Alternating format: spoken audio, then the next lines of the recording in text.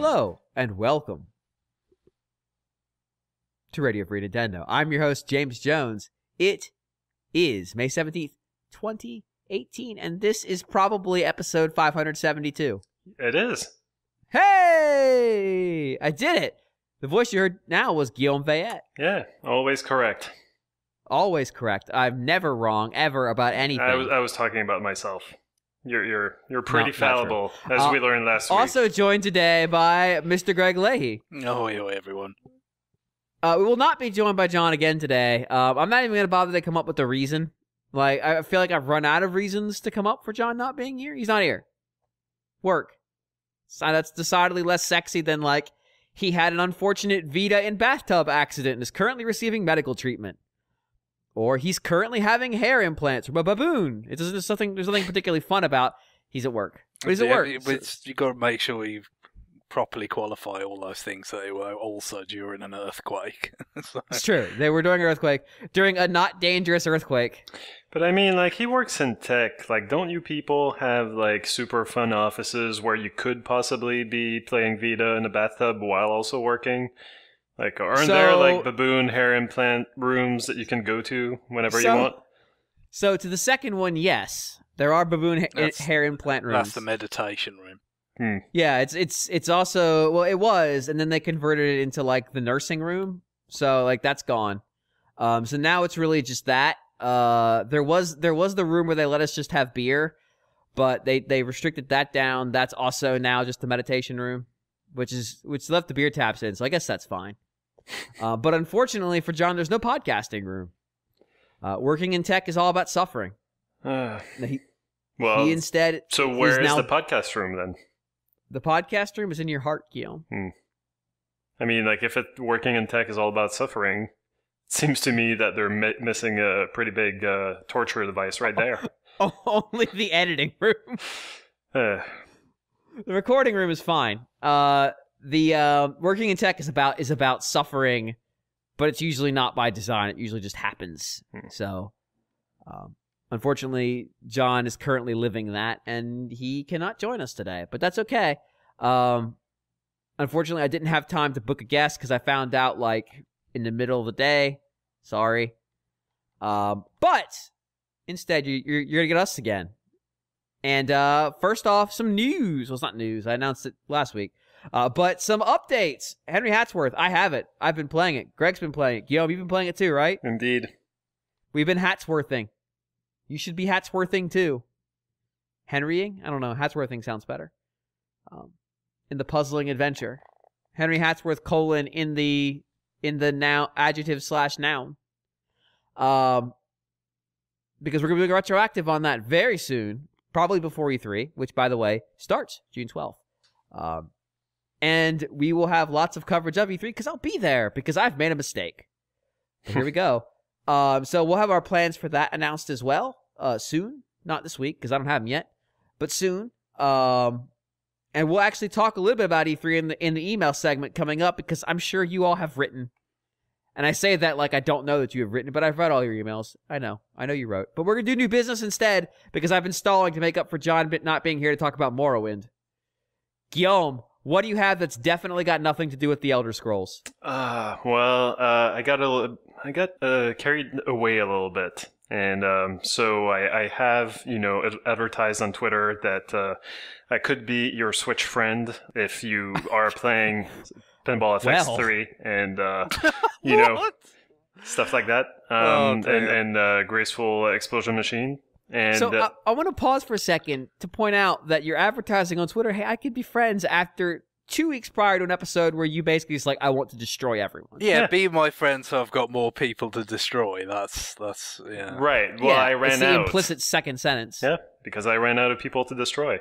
But I did find some people who had, like, astounding scores, and I'm still chipping away at them. But for some reason, I still haven't, I haven't learned the lesson there, and I decided, oh yeah, more tables.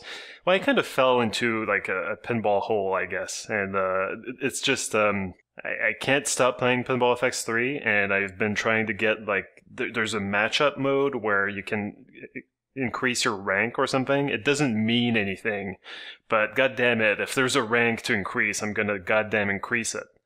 And so that means that they kind of rotate like these 4 tables that you can play. And if you know, like you've got like 3 minutes, I think, to play on them, get the highest score possible and beat a certain threshold, like beat other scores from other people. And if you can make it to like the top, I think, third of scores, you advance to the next tier. So that's what I've been doing. But of course, like this is all kind of a ploy for Pinball FX, for Zen Studios to sell you more tables, because at some point there was a set of 4 tables that I had none of. And so one of the tables that I could purchase to be able to participate and not lose a rank, because yeah, if you fail to participate, you're gonna regress in rank, and I couldn't have that. So one of the tables that I could play was Skyrim. And so I purchased the Bethesda pack, and I've been playing the Skyrim table.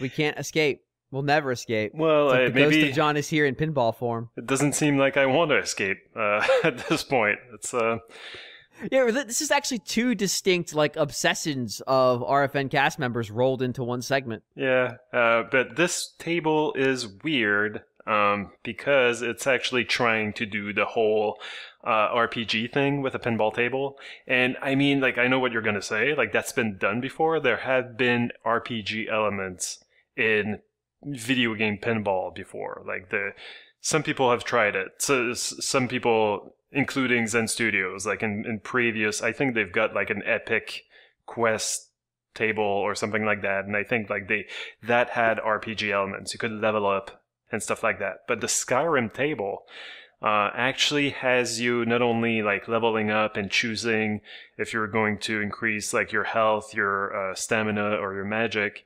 but like it also has you kind of like collect gold, purchase, sell, and find equipment, and equip it, of course. And it does all of that. Like it gets pretty darn complex. And despite the complexity, they still try to stick with the conceit of that you're playing on the LCD screen of the pinball table to make your selections and stuff like that. So you can actually hold down the plunger button to bring up the menu, and so that pauses the pinball table. So, like, yeah, like they try to fake it so that, like, oh yeah, you're actually playing a pinball table and you're choosing your like equipment on the LCD, but they still pause the ball, which is impossible. So there's, like, clearly they make compromises somewhere. But where they did not compromise is that, like, they don't let you just like select from a menu using the D-pad that you have on your Switch or any platform that you could be playing this game on. Actually, like they make you select by using the flippers left and right to cycle through every option, and then press the A button, the plunger button to select it. And then to back out, I think either it's the B button or you have to hold down both flippers for a certain time. I think you have to hold down both flippers to back out from a menu. And so it's very cumbersome. And when you're playing, like, I don't have a huge TV, so it's pretty small, and it's just it's annoying. It's pretty annoying, especially like when you're digging into your inventory and you're trying to change your dagger for a short sword or whatever. And the LCD, the fake LCD that this fictional table has does not have a high enough resolution to just display it there and then what the power of your weapon is that you're about to select. You go to select it, and then it tells you like power of 7 or whatever. And then if you're not happy with that, well, you have to back out by holding LNR for like 2 seconds.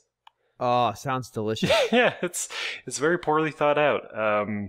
So yeah, the UI is terrible. The table itself is not too bad. It's got some, fun stuff going on. I have never played Skyrim, but I hope that the actors, the voice actors that they have for Skyrim are a little bit more, I don't know, awake the ones that are for the pinball table, because like what is the like that shout that you can do, like Fusroda or something? Fusroda, yeah. Yeah, so literally, like, I think he's just like Fusroda, and I don't know. Like, I'm not even sure what that does. I think it's just... I would imagine it's just audio taken from the game. Like, why would they re-record that? They already have it recorded. I'm pretty sure... No, I'm pretty sure it's all new, and it's just, like, some dude maybe at the Zen Studio offices just... We should just email Mel and ask him. You kind of run into this with a number of license tables, I guess, where it's like... Sometimes there's like movie clips or whatever, and then other times you've got like sound alikes doing the voices, and then you kind of think, well, I mean, surely they could have used a clip for that line, but I guess it's a question of consistency. Like if they want a lot of other voice, you know, stuff maybe that they couldn't have just taken from the game, then it wouldn't match if you just like mixed the two. That seems like an unnecessary concern. Nobody's listening to Pinball going like, that voice is inconsistent from the previous clip I heard. Yeah. Anyway, it's not the best table, but you know, it kind of grows on you after a while. Like, and like there are a few neat things. Like your character is actually because yes, you select like your class at the beginning. So I'm like some elf mage or something, and it saves automatically. So you know, the more you play, the more your character is already leveled up. So that's kind of interesting. I don't think you lose your equipment either. So you know, like there's kind of a series of enemies that appear in the middle of the table that you have to take down by shooting the ball at them, and you can take them out faster when you've got better equipment and when you're leveled up. So that's sort of interesting. But I mean, like there's already kind of leveling up elements on every table in Pinball FX3, because you can upgrade like certain skills, you know, like the bumper scores and stuff like that. So it's just another layer of that. Like it feels kind of unnecessary. And yeah, like the whole like pausing the pinball game to be able to dig into menus thing is not super interesting. It's taking the role playing a little bit too far, isn't it? Yeah. That you're playing this like magic pinball machine like instead of just a video game. Yeah. Can you press the right flipper for 2 hours and level up your stats that way? There's actually I haven't tested that. But there is some sort of meter. John really wants to know. There is some sort of meter that kind of fills up when you hold down one of the flippers. And I don't know what happens when it's filled up. I thought like, oh, maybe it tires you out, or it could be that it levels up. I have no idea. But there is some skills that level up. I haven't figured that out yet. Like I'm not sure how it works. But yeah, like so yeah, they really tried to do something with it, but yeah, maybe they went too far.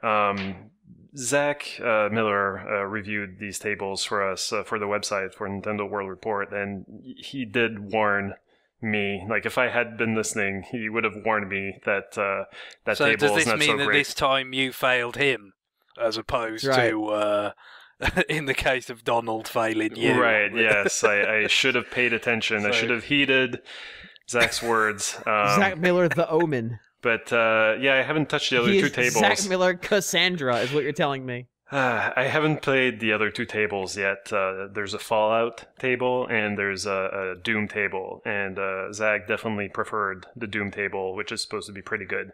And the Fallout table actually apparently has some of those RPGs elements, but less so. So that might be actually like maybe that would be a better balance. Like I'm you know, I've actually played Fallout games, so I'm more of a fan of that franchise. So I'm looking forward to checking it out. But yeah, so that's one of the games I've been playing. Something else I played just before recording is this little kind of not visual novel. What am I thinking of? Walking simulator, driving simulator, maybe. Except driving simulator is something else entirely. Yes.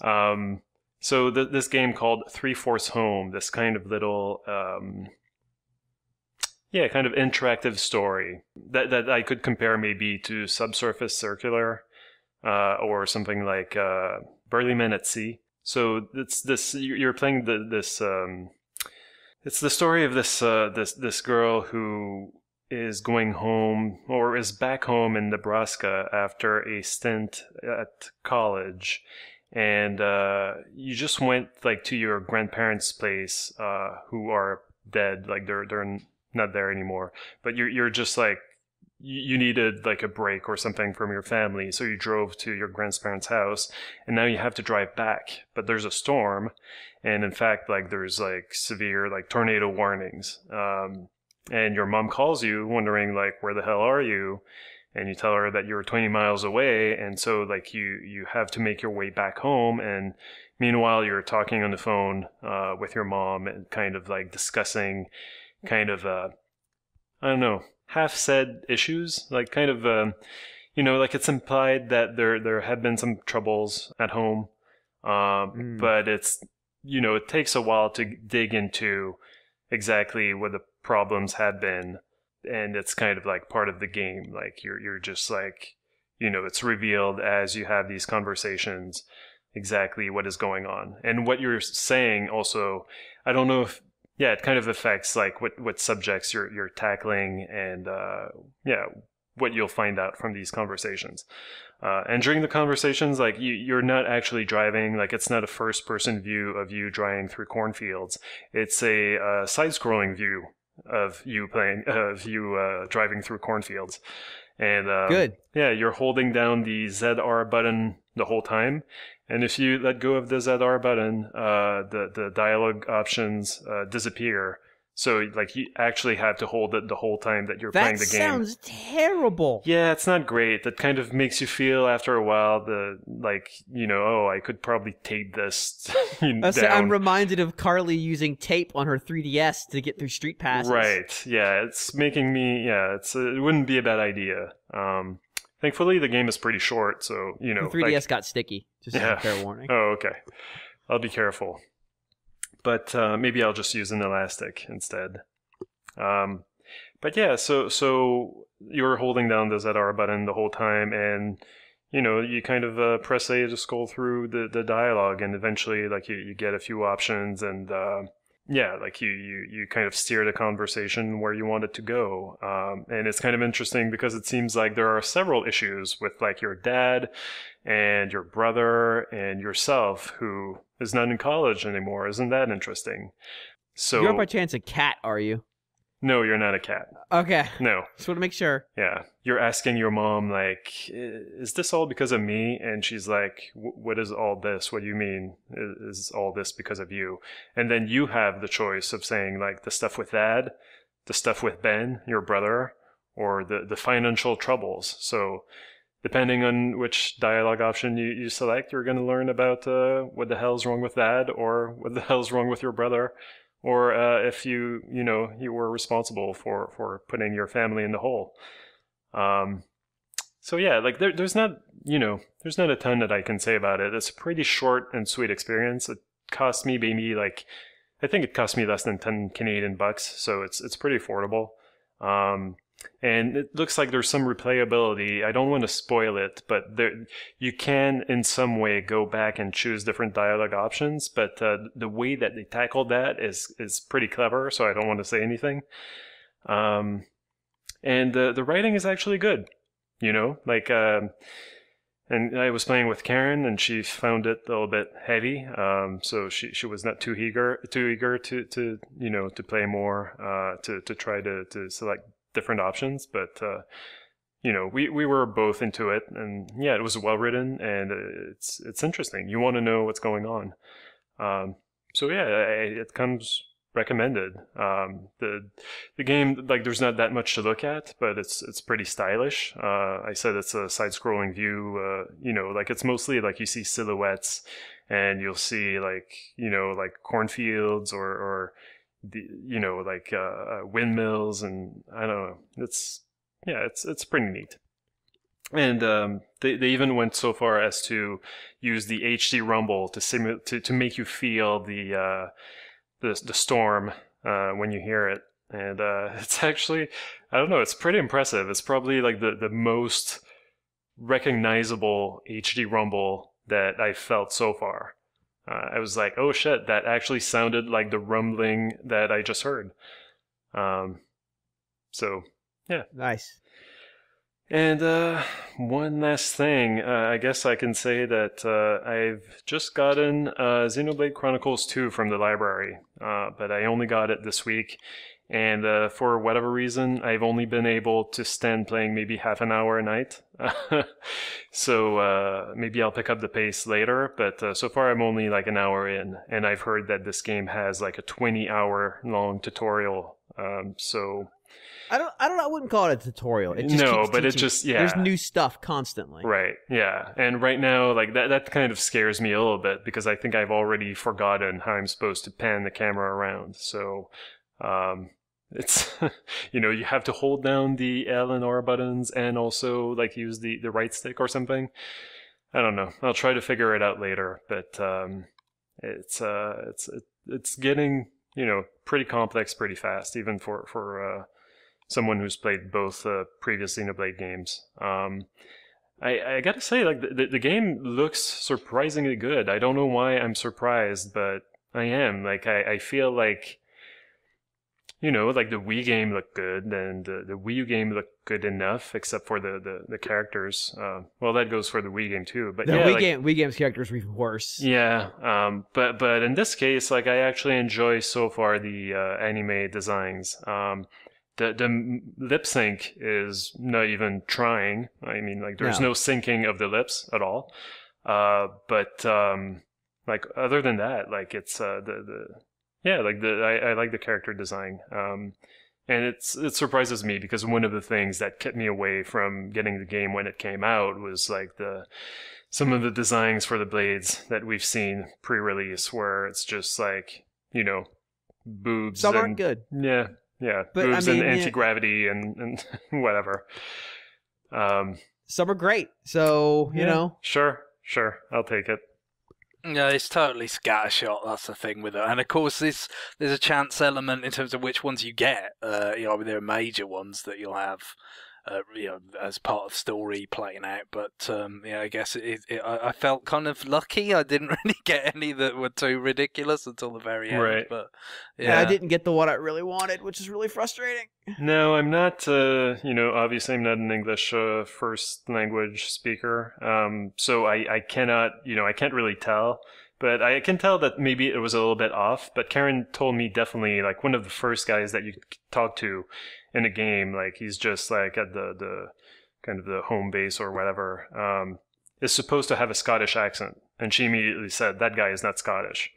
What do you think about the accents in this game, Greg? Like, yeah, I mean, like I said, because they the Ardanians are all Scottish, so they use it as a way to help you keep track of the factions. I think so. There was some utility in that, but I think what it may well have meant in practice is that some of the characters have more authentic, consistent sounding voices than others because there's probably some square pegs going in round holes. Right. They hired only the best David Tennant fans. Anyway, I don't know. I'm hoping I'm going to get into it more pretty soon. I've got the rental for only like 3 weeks, so it's not going to be enough for me to finish the game. But I decided to, because I went through. Like I can't seem to stick with an RPG lately, and I haven't gone back to Suikoden 2. Like it hasn't really kept me engaged. And then there was not Legend of Legacy, but The Alliance Alive. Alliance Alive. Yeah, I haven't gone back to that because it's not that great, I guess.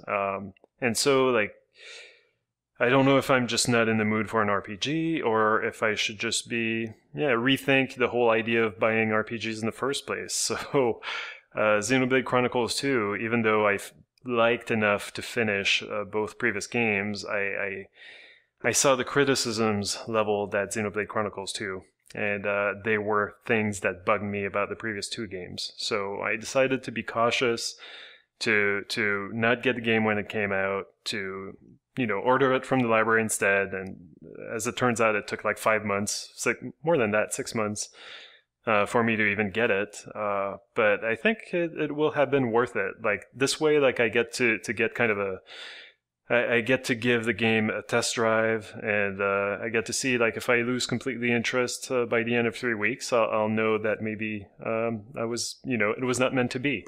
But also, if I decide to get it, then we're that much closer to maybe like a sale in the game. I mean, like, we're at version 1. Well, who knows? But I mean, also, we're at version 1.4.0 of the game already, so like many improvements have been made. I think that first pack of DLC came out, like the real stuff. Right, it might have been. I didn't check. Yeah, I mean the story, the big story kind of second part of that pack is still to come. But yeah, I mean, there's no doubt that some blades have come out. It's improved technically a fair bit. There's more options, even for people who haven't bought the pass. The experience is nicer now than it was when there's like a whole new difficulty to select now. Like you couldn't choose easy before, but now there's an easy mode. So I might decide to do that for my run if I decide that I want to try to go a bit faster. In the rental arena, it might be very wise, considering it sounds like it mostly sort of speeds things up, in terms of, it's not it doesn't become like completely mindless, the battle. Right. Yeah. But it's just a little bit less grinding required, I suppose. Yeah, certainly, the way I played it, a lot of battles felt oddly long. Like maybe if I'd been doing more side quest stuff alongside the story stuff, that might not have felt. I might not have felt that way to the same degree, but I did that. That's how I felt. And if you kind of probably mainline it even more because you're on a 3-week time horizon, then I think the easy mode's got to be the way to go with this. Yeah. So, we'll see. I'll have, I hope, more impressions pretty soon. And if I don't, it will be because I never returned to it, just like I never returned to the Alliance Alive or Suikoden 2. So, now you know. I played that. I remember I finished the game the day before the first, hey, make this game better patch came out. Which is amazing. Yeah, I'm still eagerly awaiting that game's DLC, the big DLC, the big story DLC. Because I think that will be awesome. But it's kind of leaked what it might be, which sounds like a lot of fun. So, the data mining stuff, I haven't seen any of that. What content-wise that is, so I don't say anything. That's fair enough. But I'm hoping that I'll actually stick with it. I'm hoping that I'm going to enjoy this game. So, we'll see. And even if you go back and listen to the 500 episodes I talked about this game on. It was like, I don't think that my pivot on the game was even recorded. I think it was announced during the Game of the Year conversation. Right. Because I said, I'm not going to talk about that game anymore. And then we got to Game of the Year. I'm like, well, now I have to. So let's have the pivot. It's not the immediate dopamine injection that Xenoblade Chronicles X can be. Of hey, I've got this thing, now I'm just going to go wander around this place, and look, new stuff, constantly new stuff. I'm on completely, I'm on another planet, a different planet. That's a different dopamine injection. Yeah. But that's you injecting it directly into your ears to hope it stops. It's bad. It's bad. It is what it is. But that game is not... That game is not about delayed reaction, because so much of the game is just about that kind of exploring hook. So it gets you in there pretty early. Whereas this one, the hook really comes in at the end when shit's gone. When you've basically got a million skills you can stack up, and you can chain off big giant combinations, and you can go wherever you want, whenever you want. But that takes a while. Right now, I'm still trying to figure out how the pouch thing works. So I'm not out of the woods yet. You put things in it, and then a timer ticks down, and if they like them, they'll go, that's delicious. Yeah, it's or pretty something extraneous. like that. I didn't. I mean, I did there's some unlocking of the skill sort of tree stuff that is dependent on finding items that they like, as James said. But in terms of actually needing the buffs, not really. Yeah, okay. I only did it for the skills, and in fact, if you've got one where it's they need 5 of their favorite food, you don't have to wait for the timer to tick down. You could just give them one. hear the that's delicious, leave the screen and come back and do it again. I only did it for the skills. And isn't that a hip hop song? No. Okay. And I think you're thinking of a song that's much, much worse. Okay. Fred Durst levels much, much worse. Oh shit. Okay. Yeah. This will get edited out. I don't want to. Yeah. I don't want this to leak out. Guillaume, noted Fred Durst fan. Yes. All right. Well, I have been playing Super Mega Baseball 2 or Super Mega Baseball 2. Yes. The order is such nonsense. Well, because of course this is a send up of Super Ultra Baseball. But, you know, Super Ultra Baseball. What is that? Super Ultra Baseball 2 specifically. It's a Super Nintendo game. That's really good. It's a really good arcade baseball game from Culture Brain. They made a lot of games. So Super Ultra Baseball, the original game, I think was like Baseball Simulator 100 or 1000, depending on your perspective. If you know baseball, that was called Super. It was called Ultra Baseball, I think, or maybe it was Super Ultra Baseball. I can't remember. And then Super Ultra Baseball 2 was the sequel to that we never got. It's really good. And it turns out that Super Mega Baseball also really good. So much like the Culture Brain products, they don't have any licenses, they don't have anything. So this is all, you know, made up teams. And they did a really good job making up like minor league-ass names for teams, because if you follow baseball, you might know that minor league teams have went on this trend over the last, I don't know, 3 or 4 years of coming up with really nonsensical names, maybe more than that. So like the Flatirons or shit like that, like really just outrageous names. And so there's a bunch of teams like that here. So they'll be like the Sirloins. Can you put an Isotopes in there for the Simpsons reference? I wish there was an Isotopes in there, but there is not. No. So I am playing the season mode of this game as the Moonstars, who I am now in the second round of the playoffs. So I went with the 17-game season because I am sure as shit not playing like the 140-game season. I take it this is not the stand-in for the Washington Nationals then. Well, so I'm not a Nationals fan, so it doesn't I know. You're a Reds fan, but it's yeah. not a dig. So I'm not entirely it's not a dig at you. It's a dig at the Nationals. It's true. There are some teams that do seem like they are direct replacements, but a lot of them are just kind of like, here's a team. The arenas though are really cool. Like there's one that's clearly supposed to be like Tokyo, and they've really gone and done it up. There's a lot of neat, like, just artistic cues in this game. All the characters are distinct, even though they're not announced by name. It's going to be like, now batting, the shortstop. Even though he has a name. The game gave him a name. It's not like you can create names. But, you know, it's what it is. Each team has different things they're good at. And it plays really well. Like, it plays like an arcade baseball game. It's been a while since I had one that felt like this. And, you know, I fell into this, A, because it was the free game on Xbox Gold. But B, because I was playing, I was cleaning up trophies and stuff in Yakuza 5. And there's a baseball minigame in Yakuza 5 where Kiryu arranges a team. And, like, you just recruit people off the street. Hey, you look strong. Have you played baseball before? Why, yes, I played baseball in high school. Would you like to join my team? Give me booze. And then you go buy him booze and he joins your team. Because it's a Yakuza game. But the thing about that game is it's all simulated. So all the action on the field is just simulated. You just see, like, the plays tick by. Occasionally in what the game refers to as, like, critical situations. So, like, maybe you've got a runner in scoring position with 2 outs.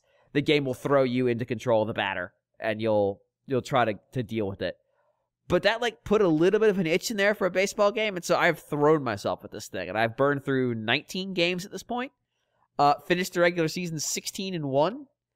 Because this game's difficulty curve is really interesting. So it's got a like a 1 to 50 difficulty rating. And each 10 or so, it ticks you up a different bucket. And you can set that for offense and defense. Or I'm just using it across the board. And it starts you at 15. Which seems really low. And it turns out it, in fact, is very low. Because, it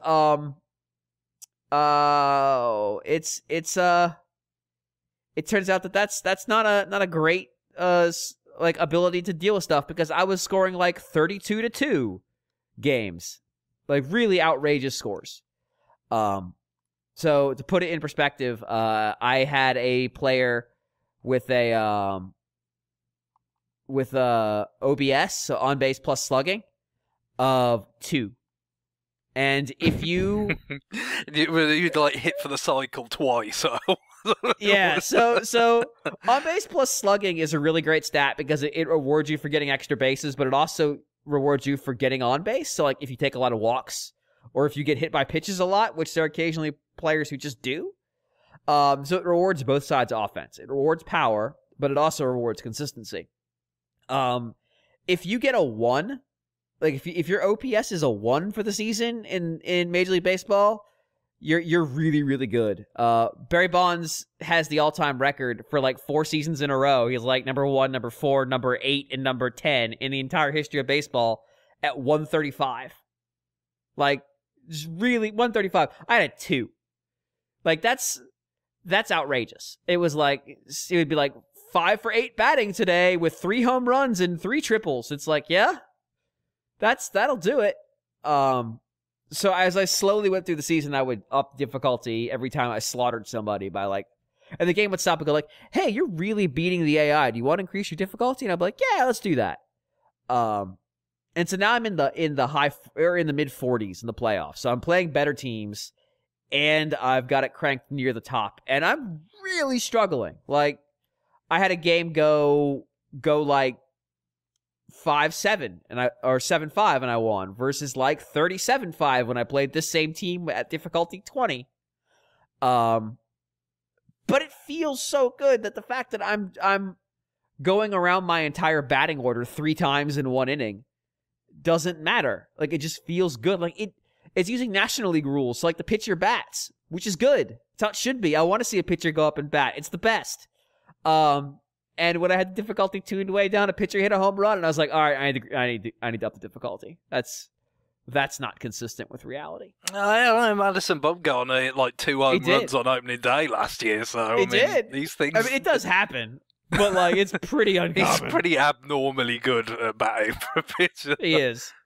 But like I really enjoyed like just running through these games, and I'd go and I'd look at the league leaders, and it would see like my on base percentage for my best player is 9.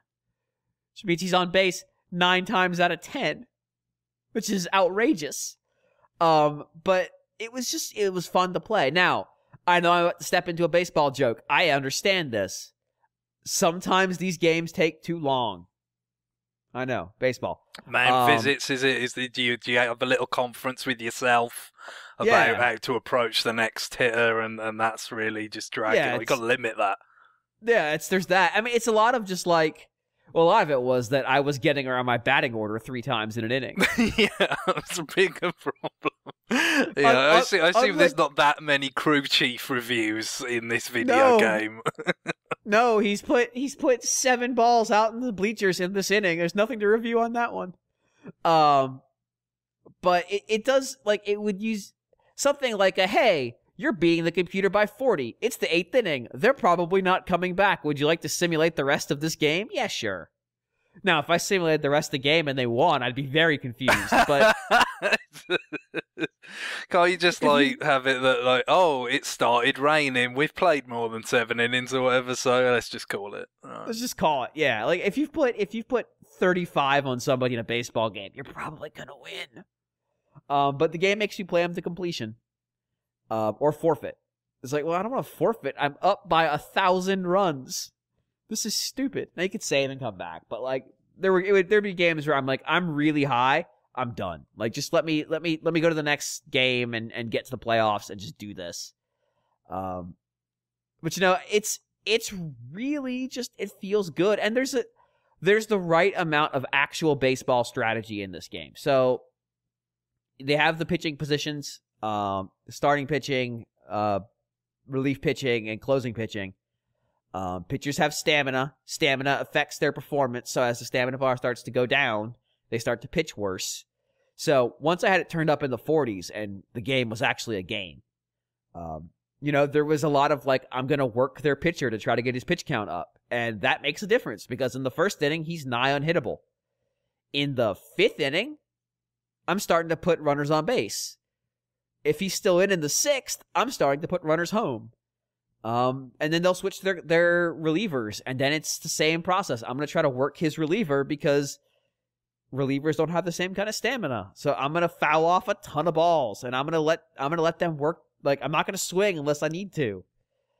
And there's like enough, like there's strategy on when to run, when to advance runners.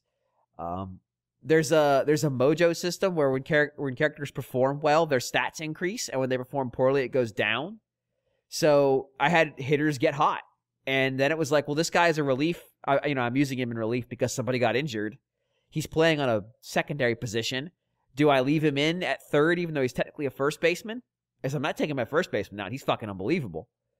Or do I put my actual third baseman in for the better defense, knowing he's not hot right now? And so there was a lot of like trading that around of like, hey, this guy's not hot, I'm not scoring, let me swap him for somebody who I've got in relief who is good or who is playing well. Or this pitcher's just not feeling it, but I'm up by 1 million. Should I put him in now to try to fix his mojo for the next time I need him? Like, there's a lot of like little stuff like that in there, you know, having to manage injuries. I only had a couple over the course of the season. But you'd have people who got like, who were a little worn down. Like they had just been, you know, they had played a lot. We were playing a lot of at-bats. Yeah.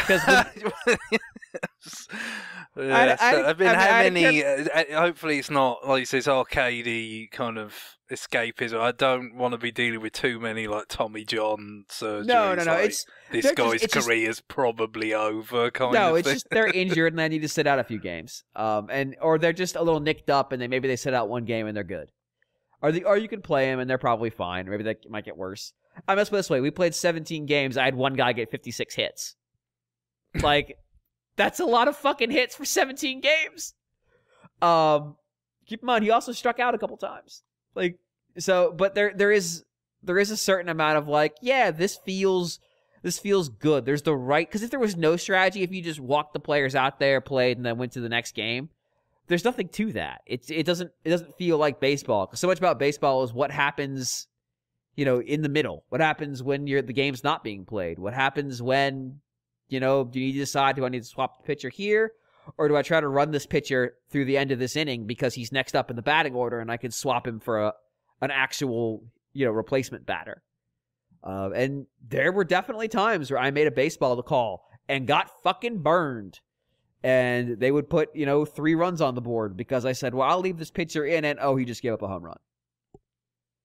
Or there'd be games where I saw the pitcher I'm going up against is in the complete dumps.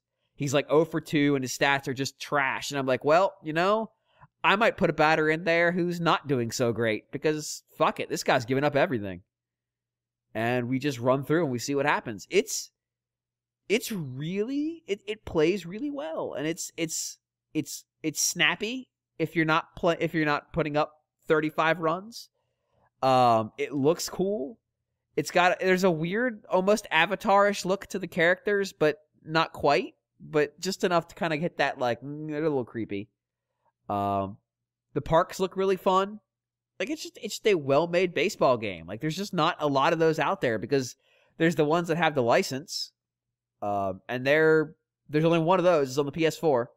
And then there's like ones that are like arcadey games that kind of suck. Like RBI Baseball came out last year. It was bad. It was trash.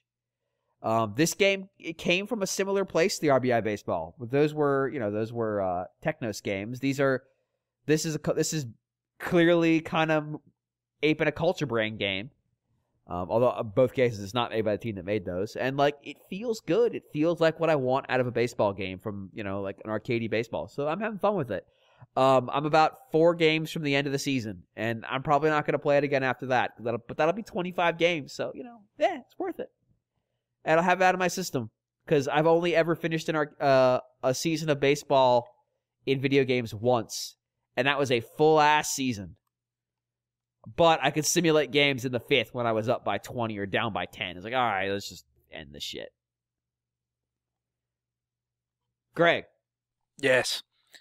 You want to talk about something? Well, yeah, I've not been playing much that I can speak about this week because it's been hat's worth for me, really. I'm getting my business done early because I've talked about a number of times that there's going to be a lot of things coming out at the end of the month that I'm interested in. Runner 3 and Yoku's Island Express and Ikaruga's coming, and then just about a week ago now, I think it was, that we heard about this new Bloodstained spin-off game. It was last Friday. It was pledged, I guess, as part of the Kickstarter for Bloodstained. Ritual of the Night. The primary game is called. This is Curse of the Moon. But I assume it's not just about werewolves, based on that title. But this is something that's been kind of there in the background, I guess, but nothing had been shown of it before until now, and it's like coming out a week from now. So that'll be another thing that I'm very much interested in, and I did want to just kind of mention that now because the amount of the exploratory, Metroid-style Castlevanias or games like those that you've had over the years has been pretty good. Obviously, I would like if they could come back, with the license and everything. After Order of Ecclesia, that's been 10 years now, but you're pretty well served for alternatives in that department. The classic Castlevania kind of tip, I think, is lesser served. Obviously, you still get Rebirth. Yeah, you still get some, in that category. Yeah, Rebirth was a long time ago now. You get games that are similar, in the indie space and this kind of stuff. But, to get something that, this is of course, something of an imitator. They can't actually use Castlevania, but it's going to be about as shameless in its borrowing as you could possibly imagine. And really, certainly aesthetically, you're looking at something that's going to remind you a fair bit of Castlevania 3 with the palette that's being used and the fact that you are switching among a number of characters. Although here you're not limited to one companion alongside kind of the primary character. Here you've got sort of the ability to switch among them freely with the 4, and in fact I think there's a difficulty setting of some kind where, judging from the impressions from Bit Summit, that each character is like a life for you, rather than sharing a common bar. So you might have situations where you kind of want to keep a specific one alive till later or something because they're the specific kind of skills they have. It reminds me a little bit actually of Axlay, that concept. In Axlay, the amount of hits that you have is related to the amount of weapon systems that you have left. So sometimes it's kind of like, well, I really want to have this particular weapon still active when I get to this point in the level. So I will use the other ones, even if they're not like ideal, in the earlier part of the level to make sure that I've still got that then. And so it sounds really interesting. It also sounds a bit like Rondo as well, Rondo Blood, which we did a retroactive on. That's certainly one of my favourite games in the series. Castlevania 3 is good. I like it a lot, but it's more rough around the edges than there's more like clunkers in terms of certain stages that aren't great in Castlevania 3, like the one where the blocks fall down and you have to climb. That's where I gave up. It's pretty fun. I don't think you have to play that level because there's different paths in Castlevania 3. But I remember the first time I ever played it, I came across that level and all that kind of thing. It's not good, and I mean it's not the only kind of bit that doesn't quite land. It's much more expansive than the original Castlevania, and there's good and bad with that in terms of it does feel like a more significant kind of quest, and there's more to see and do and all that, but at the same time it's not as tight, and there's definitely some bloat in it with certain levels. I think Rondo is a kind of a happier medium, and of course it was it was years later and on a more advanced hardware and all that, so they kind of did a similar kind of take on classic Castlevania a bit better, in my opinion, with that. So this aesthetically and with the characters is going to remind you of Castlevania 3, but hopefully kind of more of Rondo in terms of the the design and the balancing and stuff. But very, very encouraging and interesting to look at. That this just the classic strain of Castlevania games has got a special place in my heart and gaming history. One of the first things I ever played was the NES Castlevania, so. Hopefully, it's not taking anything for granted. We'll have to see what the final product is like. Inti Creates, who are working on it, who were working on the mainline Bloodstained game, I think, until 2016, where they kind of left that part of the project, I guess. There's some suggestion about it being troubled. I guess their connections to Mighty Number 9 doesn't help in a PR Ironically sense. enough, they made the Mighty Number 9 Kickstarter bonus retro game. Too. Mighty Gunvolt, right? That's I have not played that, but I mean, there's Mighty Gunvolt Burst that came later. Which those seem to get pretty good receptions, but I guess for me the most encouraging component of it is their work on Blaster Master Zero. I thought that was really kind of really well executed. Although I guess in that case, clearly you're hewing a bit closer to an existing structure than they're going to be here, even though...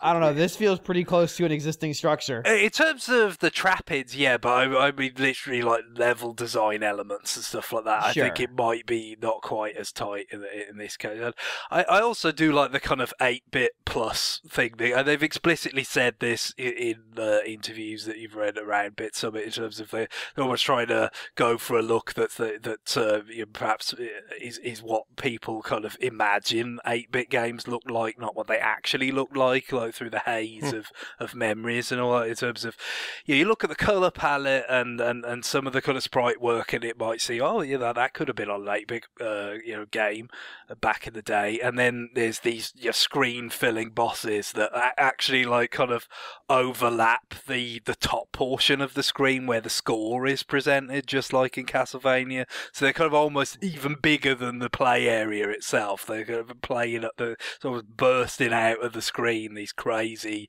bosses that are way more detailed and sort of expressive than 8-bit games really would have been. So I personally like that. I guess it's not that's fully authentic as something like Inti Creates would have done, with Mega Man 9 and 10. There's an argument for that, I guess, but especially when this can't even actually bear the Castlevania moniker.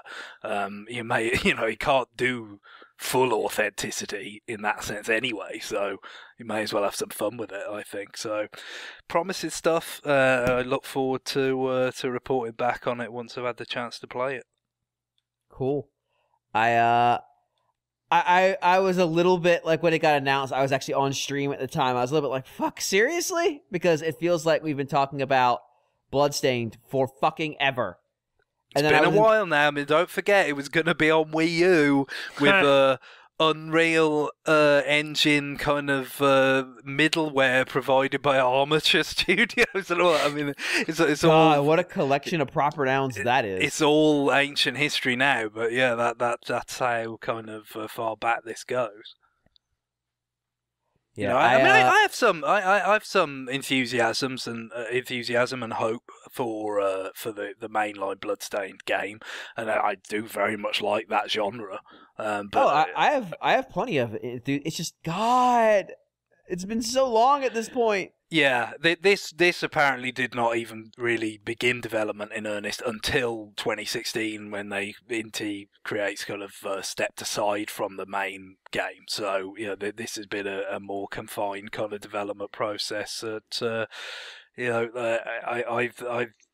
I'd be surprised if I didn't really enjoy it, because they've proven enough to me with some of the stuff that they kind of get the balance that is best to strike with these sorts of things, or at least a balance that I'm happy with. Yeah, this was originally like a reward, a stretch goal, right? Yes, I believe so. That's right. Yeah, and your people who backed it up to a requisite level will be getting it as a code. Yeah, there was a lot of neat things that came out of Bit Summit this year. I mean, Bit Summit's interesting because it doesn't really get the kind of coverage necessarily that you might expect it to. but a lot of stuff gets announced. And I want to say Inti Creates announced something else, didn't they? They did. There's a new game in the Gunvolt series, isn't there? It never ends. It's sort of a spin-off by the look of it, in terms of it's not actually with Gunvolt. I guess it's, kind of in the spirit of Mega Man X, kind of giving way to Zero. Maybe the another. I haven't played the Azure Striker Gunvolt game, so I don't know the characters. But I think it's kind of a side character assuming the kind of the lead role. Because this would be the third Gunvolt game. Yeah, that's right. They the first two were kind of bundled together for the Striker pack on Switch. Yeah, which I might need to get, even though I don't like the first game that much, because the second game sounds like it's better. Inti Creates ultimately made some of my favorite Mega Man games, so it's at the same time it's like, okay, I probably need to play these, but like, man, they put out a lot of stuff these days, huh? Yeah, that's true. It's a fair point. Well, all right. Well, that's going to do it for new business this week. Only one mention of Elder Scrolls. We kept that under control. When we come back, it's time for listener mail. Stay tuned.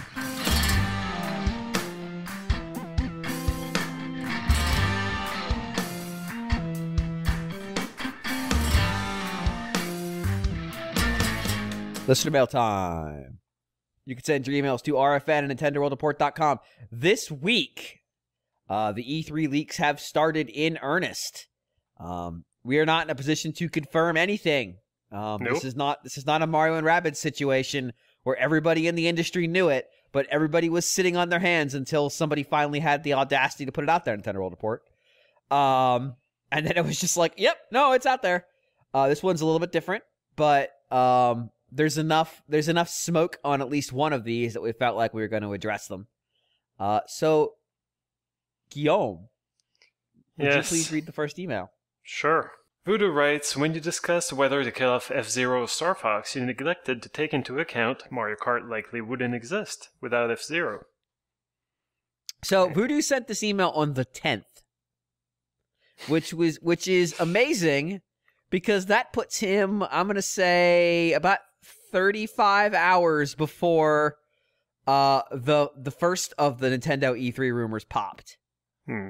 Actually, let me get the exact timing on this. And what is this rumor?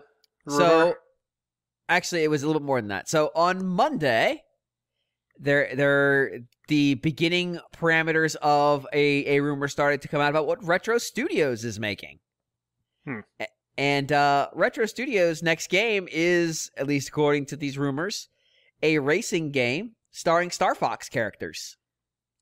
The initial write-up was like Donkey Kong or Diddy Kong Racing meets F-Zero with Star Fox characters, which of course set off all kind of things like Retro's making a fucking racing game, like Retro's making a Donkey Kong game or whatever. And why not just make it F-Zero and all that fun stuff? So to answer Voodoo's actual question, that was just really poor timing on his part. Maybe Mario Kart wouldn't exist. I really doubt that. I think that Mario Kart would have been made no matter what. Like the F-Zero was really to show off the Mode 7 effect, but I gotta think that they would have made something else if it did not exist. It was kind of a, I don't want to say a glorified tech demo, but it was a glorified tech demo. Also, it was very much trying to sort of capture the arcadey kind of, live up to an arcade kind of archetype that was out there at the time. The high-speed kind of racer, but with the using those sorts of sprite scaling techniques to fake the 3D and everything. Whereas I think Mario Kart is clearly looking at it and saying, let's actually do something that's more suited to the home. With the sort of local multiplayer angle and this, that, and the other. So I kind of feel like you could have got to that same place without imitating the arcade more closely first. But clearly, it would have been, things would have been different. It wouldn't have all happened in the same way. So it's a valid observation. Right. But That's not really what we're going to talk about. Sorry. Um, so again, all of this is not confirmed. Obviously, Nintendo's not come out. They go, "Yep, got us." But just thinking of Walter White in the Breaking Bad. You got me. Yeah, but like I said at the start, this isn't a situation where at one point we, the actual like Ubisoft's internal memo about how to promote, how they're going to talk about Mario and Rabbids had leaked. Like, and then in July we're going to start a campaign and people are going to get excited. Like straight up, we had like that level of information was out there. An internal and that's the kind of memo. thing that you would never expect with an internal Nintendo, project that those materials could ever get out. Yeah, and it's not the kind of thing that would get faked. No one would think to fake that because it talked about like how they were announced it, but it also included screenshots and art and stuff. Whereas we don't have any of that for this. We have the parameters and we have a handful of people who are close enough to the industry where this would be a fairly significant black eye if they were to have said what they have said, and it is not true. Now, that does not mean that it would not happen. But it doesn't mean that the project is something that we'll ultimately get to sort of experience at a consumer level, I guess. Sometimes these things, people hear things about development projects that have been discussed and may have gone a certain length, but it doesn't necessarily mean that we get to play them. Right. This game does appear to be quite far along, though. So yeah, that's the kind of report that we get. But Nintendo has cancelled complete games in the past, including a Star Fox game. It's true. So you'd never be entirely sure. No, but given the timing and stuff, this feels like this is going to be shown at E3. Yes, certainly. Because what we do have is maybe possible logos have come out, which would be the kind of thing they'd be working on before E3. The timing is right for PR people who were not in the know of this game are now becoming in the know of this game. More people are getting looped in, which is more more areas for leaks to spring. Right. And so it's one of the situations where members of the press may have known about this game for a while. We did not, but sometimes you know about something and you can't run with it because you just don't have enough. Like maybe you have a source and you're like, well, either it's not enough to say positively like, yes, this is the game, or it's the source you have, you couldn't viably trace another route back to you. Yeah, so it's just like a light in a big signal flare. Like, I got it from this source. You should fire this person. So this isn't the Trump White House. We're not doing that. And so we're just sometimes you sit on stuff and you go like, well, I can't do anything with it. We're going to hold it for a little while. This felt like that a little bit. So this stuff started leaking out on like Reddit and 4chan. And then media outlets are like, hey, not saying we've seen it, but like, Judges Week is going on. So if it's there, like, then there's really the risk of like, okay, stuff can start to come out.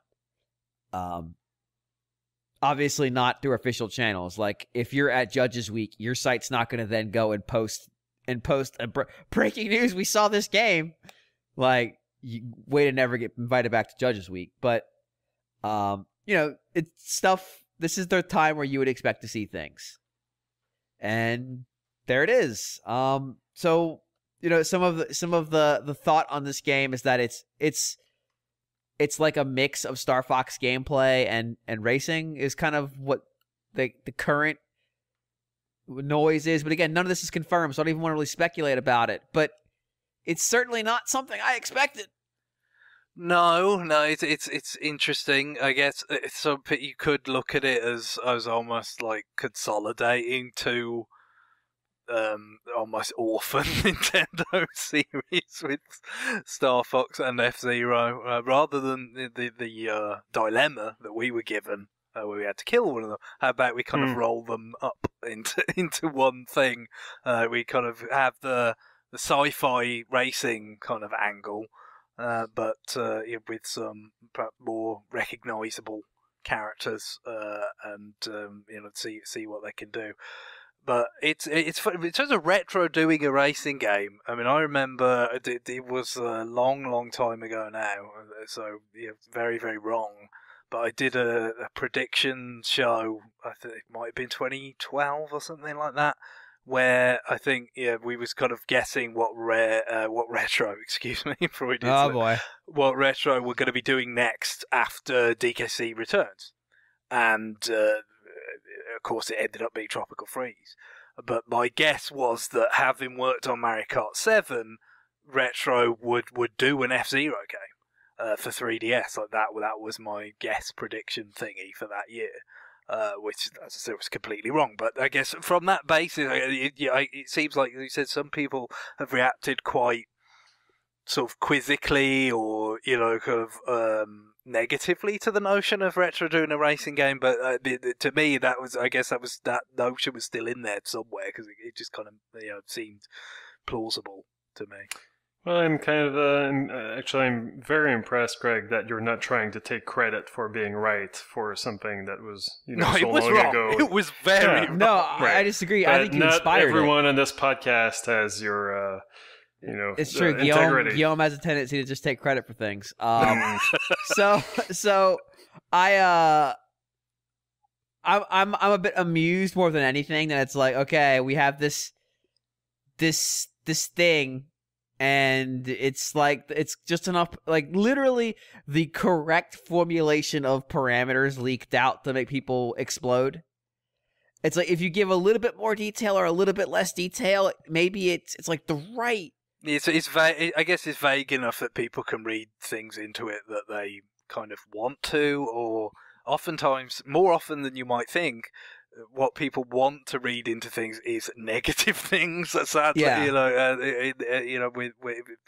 guess it's just human nature to some extent to kind of think about how can this go wrong, But I certainly think Retro could do a good job with a racing game. I like sci-fi racing games kind of better than other kinds. So that's just I played F-Zero at a very early age, perhaps, but I do like those trappings, and I'm not overly attached to the kind of F-Zero aesthetic or the characters, or whatever. If it could, bring across that kind of gameplay. And that kind of, just that sci-fi flair to it, which they kind of went a bit that way with the anti-grav stuff in Mario Kart 8, admittedly. So it'd be interesting to see their efforts to kind of differentiate it. But presumably, the Diddy Kong Racing kind of angle that's been brought up is a more substantial single-player kind of component than we're accustomed to seeing from the most recent Mario Karts. Yeah, I hope and believe, because I can't imagine they would just pick. We're just gonna do a kart racing game. But this probably isn't a kart racing game because they've got one that sold 100 million on Switch already. Well, I guess on the other hand, though, I mean, it's if you're looking at it very simplistically, because someone's just going to sort of follow the money almost. I mean, cause it's remarkable how it's been out for more than a year now, the deluxe version, and it's still very regularly charting across multiple regions.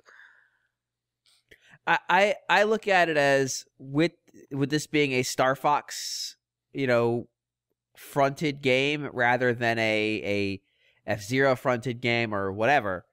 They have more flexibility to do things that they probably couldn't otherwise, in terms of like how it plays, how you define racing in this game, in this context.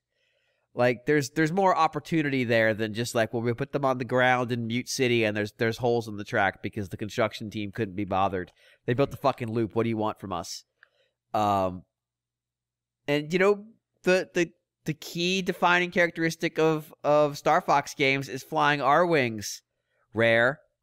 I'm talking to you, Rare. I'm talking directly to you, Rare, and Miyamoto. Again, it was Rare's choice to make. Well, no, I had to bring it back around, and I did. But it was just in terms of the plausibility of kind of slapping Star Fox onto something that we haven't kind of associated with the franchise before. They've shown the willingness to do that with adventures, and Star Fox Guard is kind of tenuous, really. They've shown a willingness to do that with pretty much every franchise. Why is Star Fox different? I agree. I mean, I don't feel like we had a fucking light gun Zelda game. I mean, like that's true. That is really one of the weirdest ones. No rules, no limits. There was about to be like a Terminator parody. Futuristic Zelda. Yeah, I mean, like there's like this idea that like, why would you do a spin-off of Star Fox? Because that's what Nintendo do. Nintendo makes spin-offs. Specifically, people are upset because it's going to be a futuristic racer by definition, so why not make it F-Zero? Because maybe it's not going to play like F-Zero. Yeah, I know, but my question would be more like if you're going to make like a racing game based on a franchise started with on the FX chip, why not make it Stunt Race FX? I mean, come on, Nintendo. Yeah, because people have about as much affinity for that as they do for fucking F-Zero. I think that's the one property that F-Zero's probably got beat.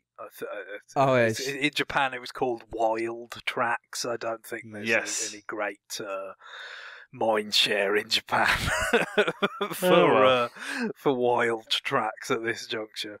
So is F-Zero above or below Famicom Tantei Club?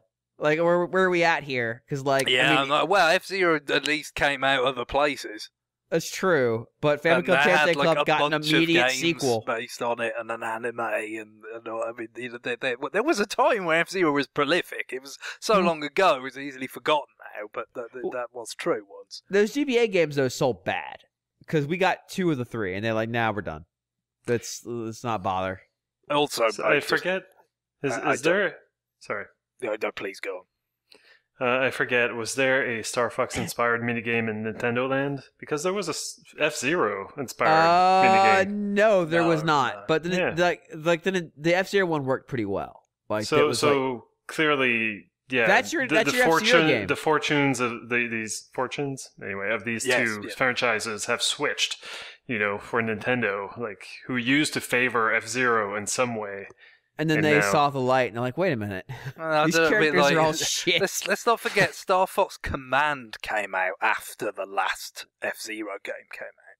I mean, that's how old the last F-Zero game I mean, the last F-Zero game is one of those GBA, the GBA one that never came out here. Yeah, 2005, whereas Command was 2006. Like, that's how long. Command feels old to me at this point. But, Command was, like, at the very beginning of the RFN era. Right. That summer or whatever. It is an old game. F-Zero's older, let alone Zero and Guard just like a couple of years ago or whatever. So, yeah, but maybe it won't be just. I hope to some extent it's not just F-Zero kind of dressed up to try and sell to a broad, maybe trying to kind of add 2 series fan bases into one bigger one, because I don't think that'll probably play out that way. No, probably not. But if that were the approach, I hope it is more of a kind of individual approach, and I think the idea of trying to find a way to have a more substantial single player kind of quotient is something that appeals to me. I mean, in some ways I wonder if it's specific to people of my age that might feel this way, in terms of people who grew up playing racing games at a time where there was no online. So you're not thinking of a lasting appeal coming from competing online, or kind of online leaderboards for time attacks or stuff like that. So and if it was something that you're not necessarily going to have loads of multiplayer gatherings for, the way you would do with a Mario Kart or something, a substantial single player component is something that could really enhance how much you get out of a racing game, and I did like Diddy Kong Racing quite a lot for that reason.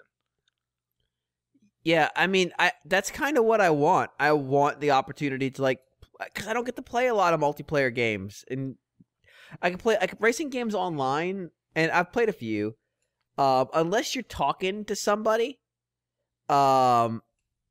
it's a little bit tough because you're sitting there and you're just kind of, I don't know what the best way to describe. Like it's not that different than when you're playing against a computer. Maybe they're better.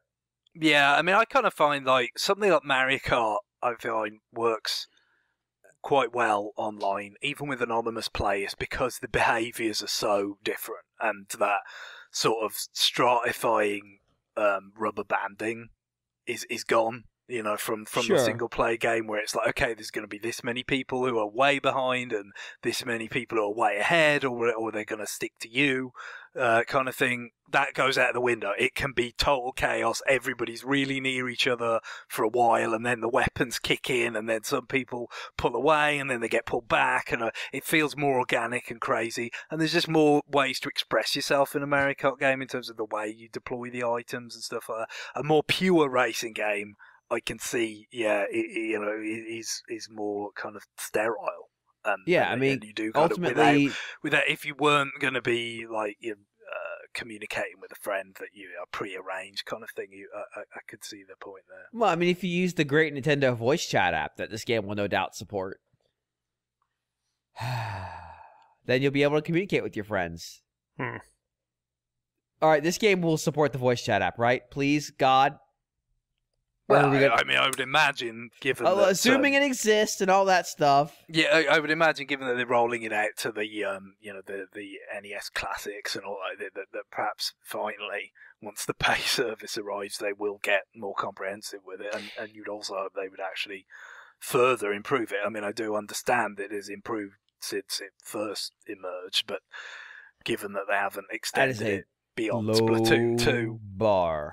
Yeah, there hasn't necessarily been the push to take it much further than that up until September, but we'll see what happens then. But no, I mean, I would be very interested to see how this would turn out. It'd be one of these sort of fun kind of what if scenarios playing out for real, right?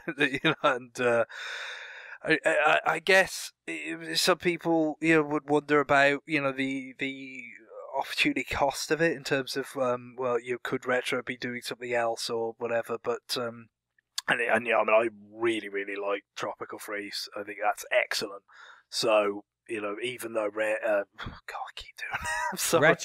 Retro are very different company and body than they were when they did Metroid Prime. Many people have left, and it's been a long time, and Metroid Prime's an old game at this point. I do feel like the quality of their work with Tropical Freeze is still very, very high. So I do still see them as a kind of pretty strong asset in Nintendo's development portfolio on that basis. But being someone who loves Star Fox and futuristic racing games and all, I don't see this as some sort of frivolous waste of their talents. Right.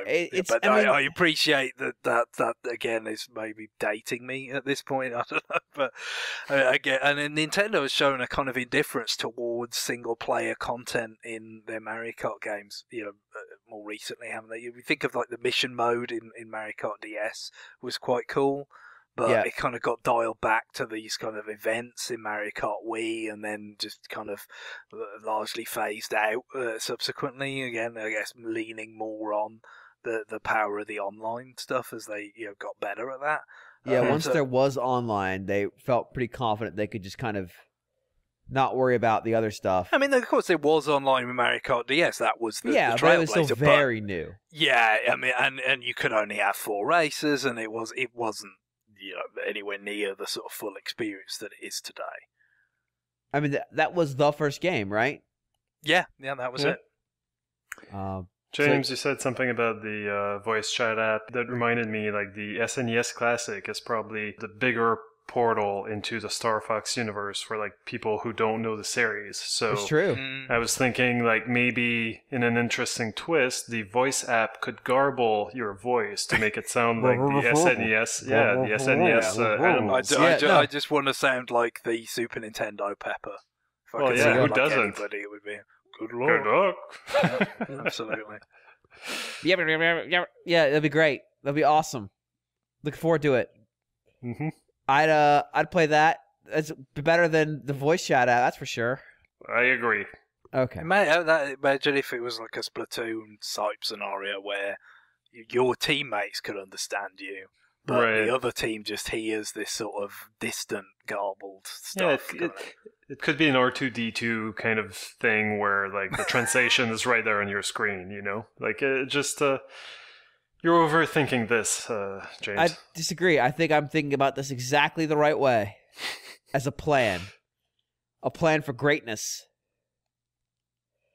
I would love for them to just lean in all the way and make a game that's just complete stupid nonsense and just own it. But if this, again, pretty strongly verifiable at this point, but again, we haven't seen it, so we can't say definitively like, yes, this is what is happening. Like Retro won me over by putting like Viking hats on penguins. So I so think you're that... Mark. So what Guillaume is telling us is that he's an easy Mark. Yeah, absolutely. But I mean, like they're gonna find something. Like it's like whatever they're working on, it's gonna have something special. I'm sure. Yeah, it's a neat idea. That we definitely think it just won't be as like unforgiving as F-Zero GX story mode. If what if it's more unforgiving? What if it literally just can't? What if it deletes your save when you crash? Like it's a friggin' what's that game from Nude Maker on the Xbox with the Steel Battalion? If you crash, your save is deleted. Brilliant. Look, they were committed. If you're gonna be a mech pilot, you better fucking eject. I want that. I want that level of realism from my Star Fox racing games. I demand it. Even this is the future of racing is here.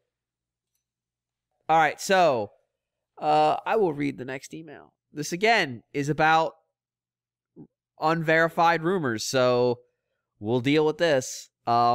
MASB writes, greetings, RFN Toastmasters. The E3 rumors have been flying this week, and I'd like to focus on the most recent one. The supposed impending announcement of Pokemon Let's Go Pikachu and Pokemon, he just says and Eevee, but it's Pokemon Let's Go Eevee. It sounds uncomfortably close to Hey You Pikachu, for my tastes. If I wanted to watch the world burn, I'd hope this game came with a microphone that you used to direct an army of Pokemon a la Odama to march through Kanto and Johto, one pinball table at a time.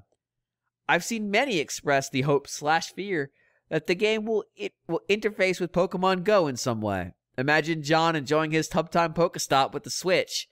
If you hear the splash during RFN recordings, you'll know what's up. My question to you is, what is the most important thing you hope these games will deliver on to make them worth your time? What is the worst that you fear or think will happen instead? Remember, keep your stick on the ice. So that's the other one, is that there's a we know there's a Pokemon game in the works. They've said that. Yep, 2018 or later. Yes, 2018 or later. So there is the rumor that the name of the games were Pokemon Let's Go Pikachu and Pokemon Let's Go Eevee. These names sure are a mouthful.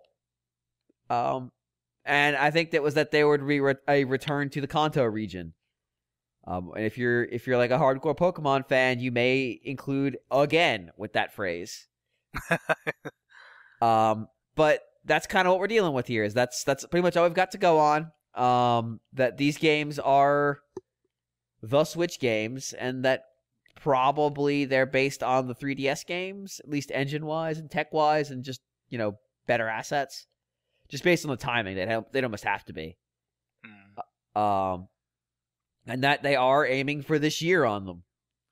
Yeah, I mean, I think certainly the fiscal year, as much as we joke about that or later being rather broadly encompassing a broad range of time periods. I think certainly we would make it before the end of March 2019 because right. Not that again. I mean, again, I don't want to say that like Nintendo's projections are unrealistic, because when they said they thought they could get on a Wii style pace for Switch, that seemed bullish to me, but they did it, and now they're talking about 20 million for the fiscal year. This one, and that is kind of fairly ambitious in one sense, but also I think not unrealistic. And Nintendo usually isn't very extravagant with their predictions. They probably like to undershoot, if anything. They very much like to undershoot if they could do, except for Wii U. Yeah, it's not as if they, and indeed the latter part of Wii, the bottom fell out way quicker than they thought it would. That's true.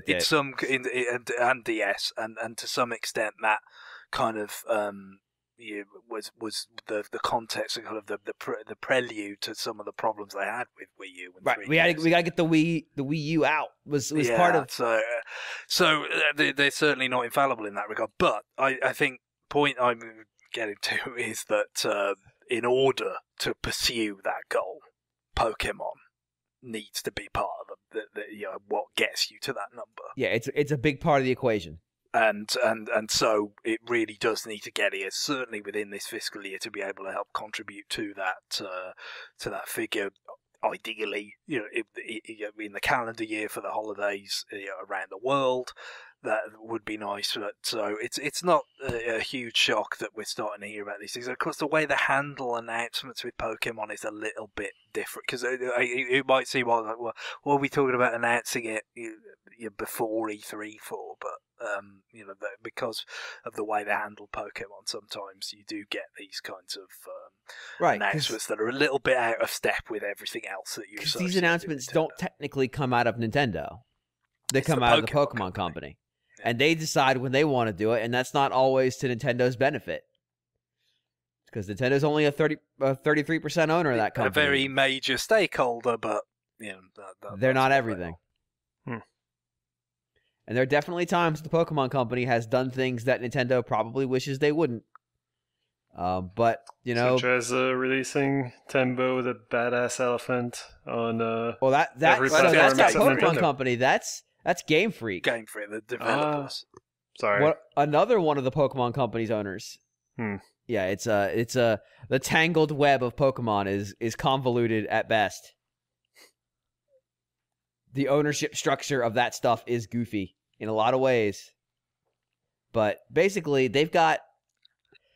So, also, a website was registered, but that could just be somebody squatting. Like, that doesn't necessarily mean anything. Yeah, I think that some reporting has suggested that it traces back to, legit, ownership.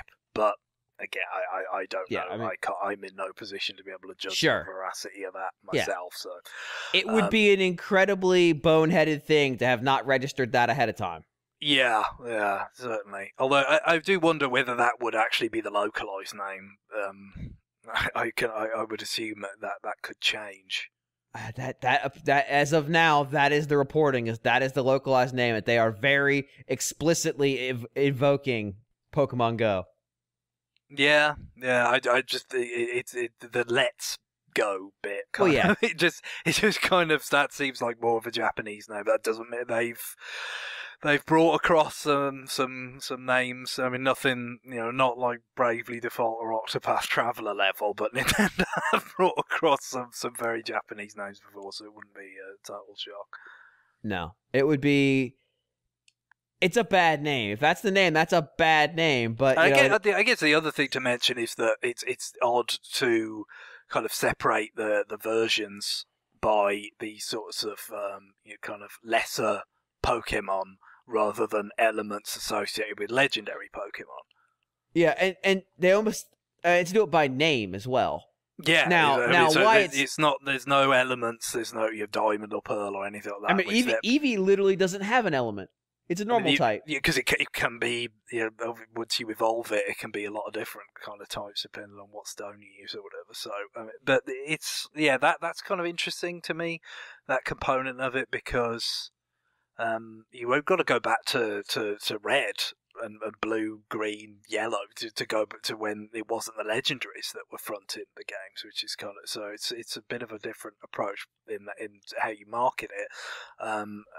Yeah, so I guess the question I have about that judgment would be the biggest thing you need to sell with this, for my money, is this is the next real Pokemon game, right? And the it's name on makes it Switch. feel like it isn't. Yeah, that's what I mean. I mean, so the fact that they would sort of sidestep that makes me wonder, like, whether it would be sort of a quirk of the marketing, or whether they really aren't as similar to the traditional Pokemon games as one might expect. I guess that's the real question here. Like, do you feel like maybe this is they're kind of they don't want to commit to saying that this is a full mainline Pokemon, the next one in the main series, by just the same way that I think that Shin Megami Tensei Strange Journey was supposed to be Shin Megami Tensei 4 at some point, but then changed. Oh no, this gets a subtitle instead. It's interesting, isn't it? Yeah, that certainly seems to be a very valid interpretation of that because, like I said, I would have thought if we're looking at it through the prism of we want to drive Switch install base, just that signal of the real Pokemon lives here now is huge. But again, that could be the Pokemon company just saying, "Fuck you, we don't care." How ironic that usually like companies hesitate to make like the portable iteration the part of the main series, and in this case it's just like, oh shit, like a console home console version. Yeah, well, it's kind of backwards. What do we do? Yeah. Maybe just don't give Game Freak a dock. Just don't tell them there's a dock. So like, just no, this is the system.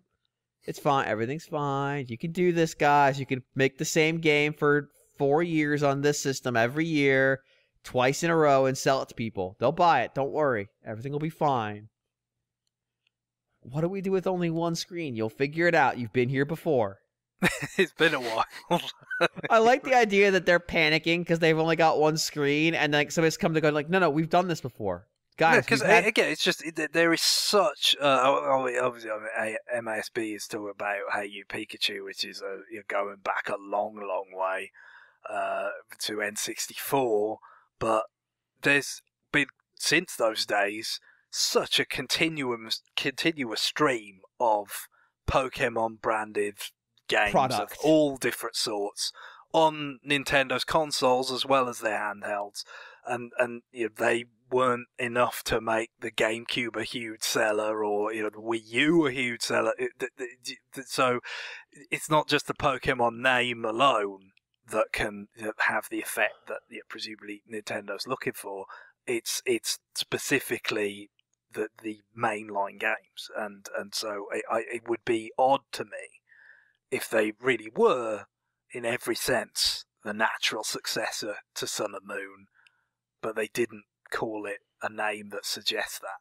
Yeah, I mean, I guess the other problem is though, like you said, in terms of like going back to Kanto, like they already had like Leaf Green and Fire Red, so they've kind of burned that. Well, I mean, you go back to Kanto and them, you go back to Kanto and Silver.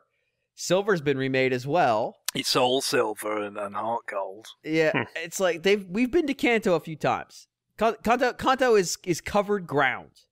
Now, is it like? I guess the other question that would raise, though, I'm not sure how much, how deep this is beyond the scope of what I've seen related to this rumor. Is does that suggest that you kind of dialing back to the Kanto roster of Pokemon, at least initially, or?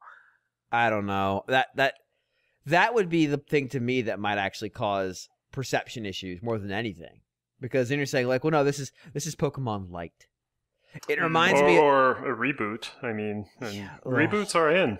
Yeah, but Pokemon doesn't need a reboot. It still sells 1 billion copies. Like that's the thing. People are like, oh man, I want a Pokemon. No, you want a Pokemon reboot because you've played all of them. Like that's. Some people find the idea of having just 151 Pokemon appealing. Kind of a simplicity, more simplicity to it. You know who doesn't find that appealing? The people who run the Pokemon company. Sure. I think people who say that were like, no, I don't want new Pokemon. I just want these old Pokemon, would find themselves actually kind of bored, like 30 hours in. They'd be like, God, I could use some new Pokemon. Because if it's just the same ones over again, like, just go play those games.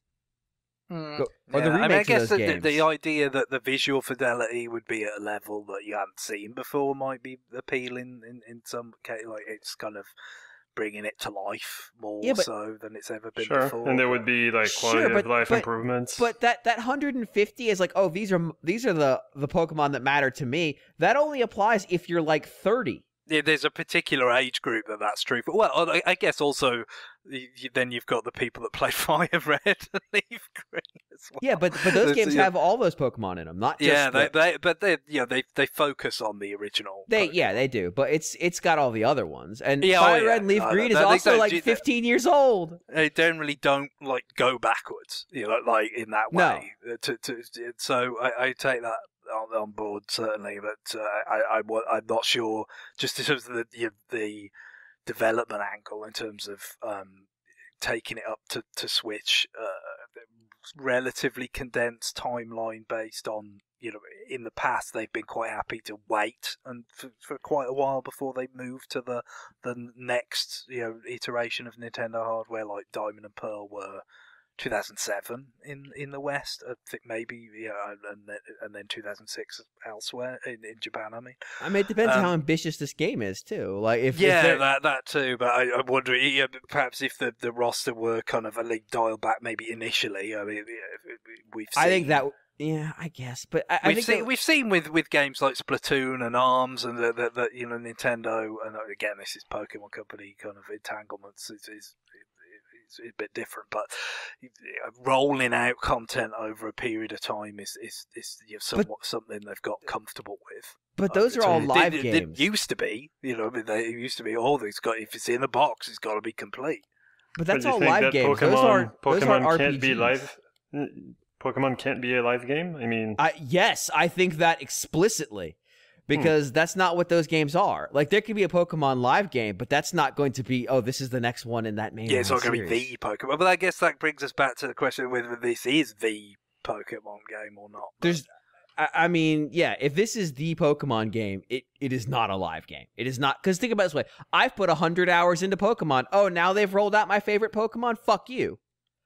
Like, that's not... It's like, I really want to use, this Pokemon. Oh, well, it's not going to be here till fucking March? No, that doesn't appeal to me. I'll buy the game in March. This isn't like a game that's multiplayer focused, like ARMS or Splatoon.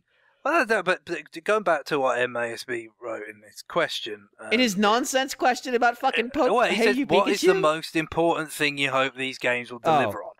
If I was going to target anything, it would be making a co-op angle more prominent. I think it sort of fits well with the Switch in general, in terms of that's such a pillar of the way they try and pitch the games, the various games that have already come out, and just the system in general. But also just the Pokemon. I feel like it's part of the fun of multiplayer, of course, is like matching up your cast of monsters, your team against your friends. But also, I feel like expanding the extent to which you're actually kind of teaming up, and how your teams can complement each other based on the different monsters you've each caught and trained and everything, is something that I've done a little bit of with like the battle tree in Pokemon Moon, but there may have been like more significant sort of scope for that in other games, because I've not played every game in the series, and features, especially like post-game stuff, kind of comes and goes a bit weirdly with Pokemon. It's not just like purely additive, but I feel like it's ripe for exploitation on Switch, whether it would be people with two separate systems or people on the same system splitting the Joy-Con or whatever. I think there's a lot of value in trying to get people to team up and use their sort of relative strengths of their Pokemon together to tackle, like might be some kind of super, kind of like the totem battles in Pokemon Moon, or just other trainers, going online together and battling other teams, that kind of thing. But that still feels like a side mode though, to like the main. Oh yeah, RPG no, I agree, but I'm kind of just, I guess, accepting the notion that the main course will probably be pretty similar to what it's always been. But yeah. I kind of feel like what the I would like from a Pokemon game is to give me more things to do with my team once I've kind of assembled and trained it and kind of got my favorites. Okay, I mean, I can see that part. I just but that also is why I was struggling with it being a live game, because okay, I've leveled these Pokemon up to 100, I've EV trained them and all that shit, but now you're telling me you're going to drop. I mean.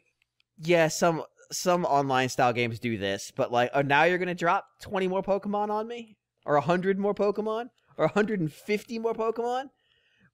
So I have to retrain all of them?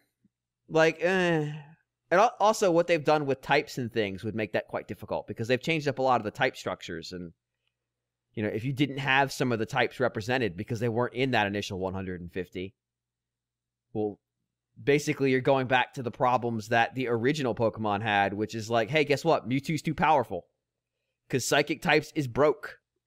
I mean, granted, they added like fairy types and shit, but like that's not going to apply to that many of the original 150. Yeah, what I would want is a commitment that this game is appreciably, better than what was possible on 3DS. I don't think we're going to get that. I'll be honest. I think we're going to get like a game that looks better than a 3DS game, but a game that is running on a lot of tech from the 3DS games. I don't think that's materially important to its success. I don't think there's much that's materially important to this game's success. Well, and it wouldn't be that out of sort of keeping with what we've seen with the evolution of Pokemon games on previous platforms, in terms of, you look at sort of the first DS games, Diamond and Pearl, versus where they got to with like Black and White and the sequels. Like they moved on quite a lot in terms of the tech, and then also true with X and Y to Sun and Moon. It's quite different from a technical kind of point of view. Yeah. So if they started there with Switch, and then a couple games down the line is more when they kind of perhaps take full advantage of what they've got available to them on the platform, that it'd be somewhat similar to the evolutions we've seen in the past. Yeah, but if the question is just literally like what's important with respect to, being successful, that name on the front of the box. Yeah, well, yeah, I would still say with that, it's about communicating what the product actually is, because there's plenty of stuff with Pokemon on the box. Yeah, but I mean, it being a mainline franchise. Yeah, but that's what I don't know whether Let's Go Pikachu, Let's Go Eevee does that. So that would be the first thing. If they're going to go with that kind of branding, the sort of support marketing and everything around it needs to get it right, to make sure that the message comes across. Yeah. I mean, I'll give it that, but like, it being the mainline franchise is the most important thing. It is, yeah, but people need to know that, and I think these names would muddy the water. I wonder, like, if the intention really was to, like, man, Pokemon Go made a shit ton of money. Let's include the word Go in here.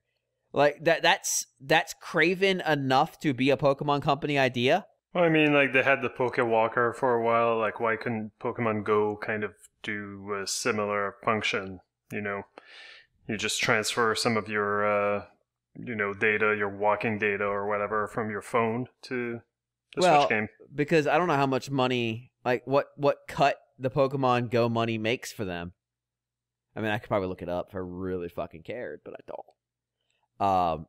But I mean, it's more of a hey, guess what? Like you still play Pokemon Go? Well, there's a whole Switch game that's going to be compatible with it. Like it's a selling argument. Yeah, I don't know. I don't know that Pokemon Go has the current like pull that it did 2 years ago. So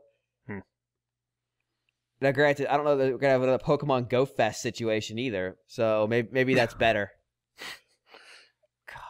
God, it's interesting that this leaks now because, as we mentioned at the start, assuming this one's real, this one's less concrete than the Star Fox one, because we very rarely are Pokemon announcements tied to E3 at all because they don't need to be. Yeah. Go ahead. Well, I was gonna jump into the like what most important thing to you, like what's the most important thing you hope these games will deliver on. Not being a Pokemon fan, I really don't know what that is. Like the only idea that I can come up with is that if it does stick with the 151 original Pokemon, that the HE Rumble sound out the GB sounds. God damn it, Guillaume! Yeah. So they could have like the anime voices on the TV, like or something. But your controllers. But the HG Rumble, exactly, yes. But seriously though, like I've played maybe 10 hours of Pokemon Moon, and I think that anything that I would want out of a Pokemon game is exactly what the fans would not want. So Nintendo would not follow my suggestions, or not Nintendo, but Game Freak or the Pokemon company.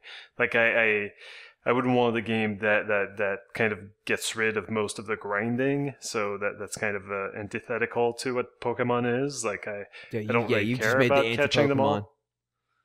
I don't know. Like make a game where instead of having to catch them all, have you kill them all. That's. I mean, you can do that if you want. Yeah, well, I mean, like Pokemon Extinction, like you're trying to actively, get rid of some of the clutter in there. Just keep the...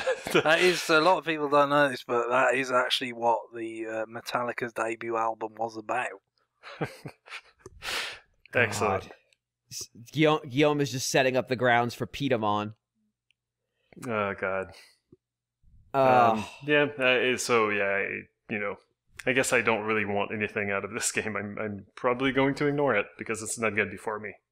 Yeah, I'm very curious what this ends up being. If this really is the name of some games, if this really is what we're going to end up getting, if these really are mainline franchise games, how they justify these bonkers ass names, if this is them.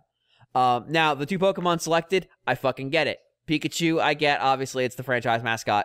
Eevee, because as I noted to Seren and Don, every surface that wasn't covered with Pikachus was covered with Eevee in the entirety of Japan. If you walked into the Pokemon Center, there were 2 distinct Christmas ornaments that had Eevee on them, and like they clearly weren't related to one another, but they were roughly the same size and exactly the same price. And you could hear the meeting where somebody greenlit Eevee Christmas ornament and 2 teams walked away thinking that was their project. It's like, oh, like these 2 don't seem like they need to exist together. Yeah, okay. it is. That's the thing. It's tough to kind of go up to the dichotomy that they normally have. It's tough to kind of have something that's the equal of Pikachu. But right. I guess Eevee is about as close as there is, especially because it's the possibilities with Eevee. Because people might have their sort of favorite evolutions. Right. But that's that encompasses, like, I guess, even more people. Yeah, that's a major factor in its popularity. Obviously, is that there's so many forms of Eevee, and now I think there's pretty much everything but Ghost and Dragon, which I guess means there's no fighting type Eevee. I'll take all of the above, please. I'll take a fighting type, a ghost, or a dragon Eevee. I'm good with that. I guess moving away from the two rumors we have, is there anything just to kind of wrap up for the show, because we're pretty much running out of time.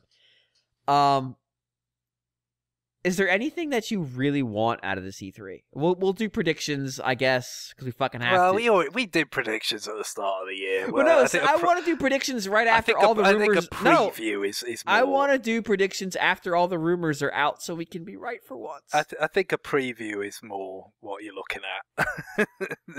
I want to be able to say like, oh no, we recorded that back in April. We put it in a time capsule.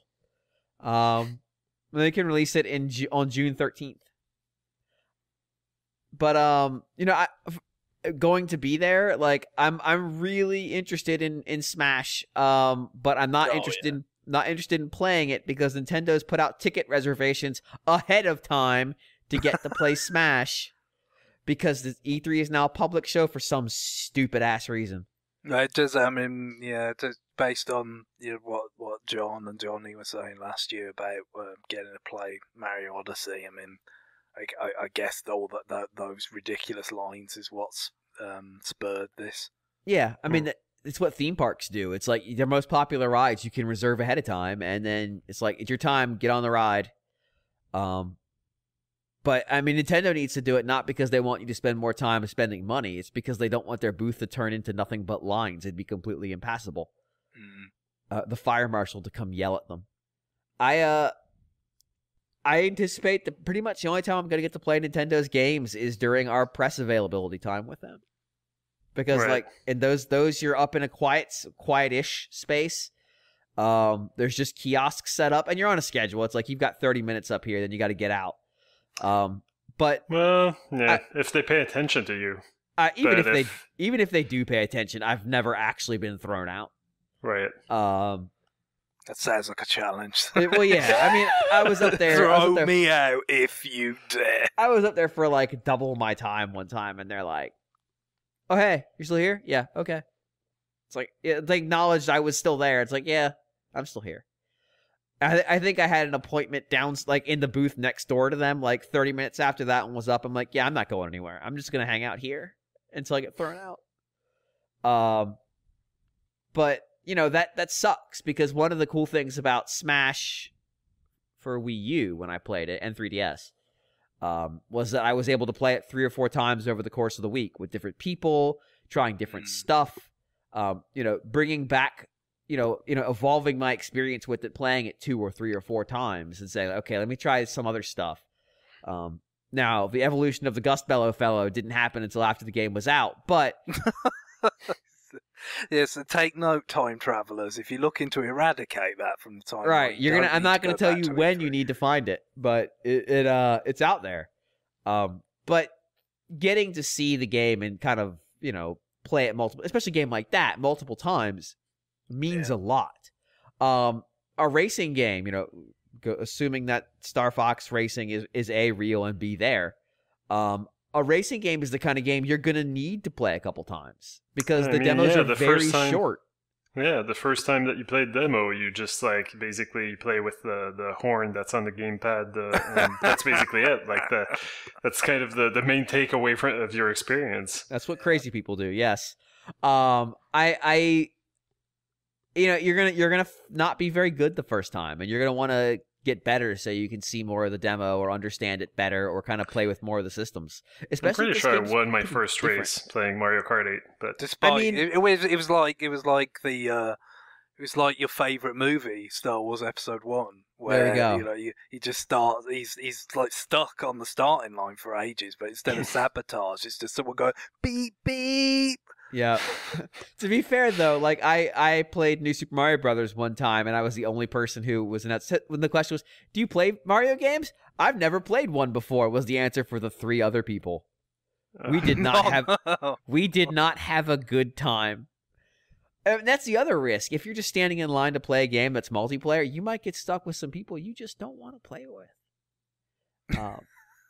So, there's that. Look forward to that. Attendees at E3. Now, granted, there is a press-only 3-hour window, and hopefully they added that this year. Hopefully it's really press. It's industry-only is what they call it, but hopefully they cut out I'm a shift manager at a GameStop in Duluth. And it's like, no. You actually have to have some tangible connection to get into this portion of the show. Which I think by making the show public, they have the ability to ratchet some of that shit down. But being able to, play the games would be super useful. I think the other thing I'm really, really curious about is what is playable in 3DS form there. Oh, well, yeah. I don't know, I could imagine that maybe being sort of demonstrated in Treehouse Live more than being like the focus of playable show floor stuff. But like, what if anything is actually hands-on on the show floor? Like that's really interesting to me. Do we see stuff? Do we get to hold stuff? Then I guess the last question I had would be like, all right, so there are third parties who are on board with Switch, but we haven't really seen the fullness of what they have to offer. Like, what do they bring to the table? Like, who's actually there showing Switch stuff? Do we get to see Ace Attorney, for example? Do we get to see, I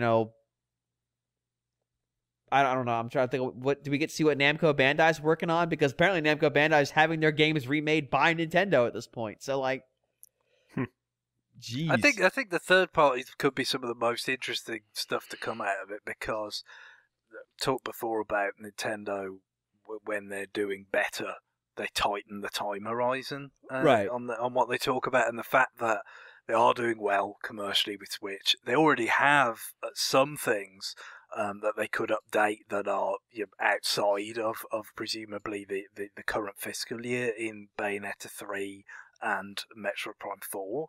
Right. So to more sort of those type announcements of stuff that's far off kind of getting laid on top, it seems fairly unlikely. So it's more going to be about actually seeing Smash Brothers, people actually playing it, more of things like Yoshi and Fire Emblem and things we know about, which is be very interesting, but perhaps not as exciting as it may be. If some third parties do step up and are bringing some really substantial stuff that we weren't expecting, that could be some of the most interesting things to come out of the show. So that's what I'll be looking for.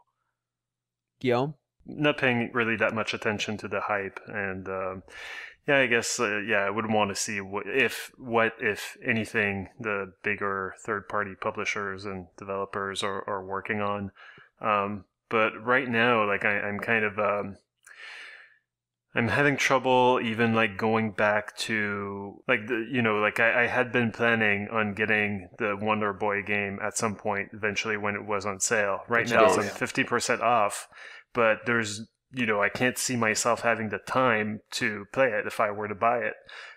So there's so much indie stuff, and it's kind of keeping me satisfied so far, and I can't see that really changing. So I'm already kind of saturated. Imagine how much less time you'll have if you get more friends to beat on the Pinball FX3. That's right. Yeah, I say I have no time, but really, I have plenty of time. No I time. Just choose to invest it in frivolous acts of competition. Right, and rolling up a boulder. And anyway. So yeah, I don't know, but no, I don't feel like there's there's definitely not a shortage of things to play on Switch. I think that's not how I feel about it. No. And like I said, I think with the stuff that's already been announced, just seeing more of that is going to be pretty. I'm very interested in Yoshi, as you might imagine, and Fire Emblem, especially. Fire Emblem is really interesting. Yeah, no, absolutely. So I think it's just the surprise factor. That's what, if people are really going to walk away from a show thinking, oh, that was something, it's going to be because something came out of left field and really enjoy. And I think, I'm not saying I particularly feel like that will come from a well-known third party, but that's where it could come from if it were to. Mm-hmm. Yeah, it's going to be interesting to see like what if anything gets shown, from third parties that Nintendo features. Like they didn't give themselves a ton of time to talk about games. I mean, their announcement thing is pretty short, as always. And they're actually going with the Nintendo Direct branding this time, which they haven't before. They've sort of distinguished it as the treehouse, the digital. The live treehouse was always event. there. It was the digital live event. Was what they called it. Very kind of utilitarian. It was digital. It was not live. Yes, to just distinguish it from directs. But I think in part it might be because we've got to this stage. We talk about this when there are Nintendo directs that like people seem to expect like a lot of, or some people anyway, expect every Nintendo Direct to like be some sort of E3 style, blowout of like really big announcements. Right. I guess maybe they've just given up. Like, no, we've totally failed to differentiate these things in people's minds. So screw it. Let's just go with the Nintendo Direct naming. Yeah, we'll just own it. All right, I think I'm going to call it there. Yes. That is going to do it for RFN this week. As a reminder, you should be playing Henry Hatsworth and the colon something, whatever, I don't care. Puzzling adventure. Okay. Because we're going to do a retroactive on that soon. Also, emails, send them, rfn@nintendoworldreport.com. We're going to get through more next week because I'm going to set an objective of 4. This is not exactly the most ambitious objective. This is what used to be normal. So we're going to go for 4. I'm setting it now so I can forget about it next week, and then when I don't do it, I can just claim ignorance. But, Greg.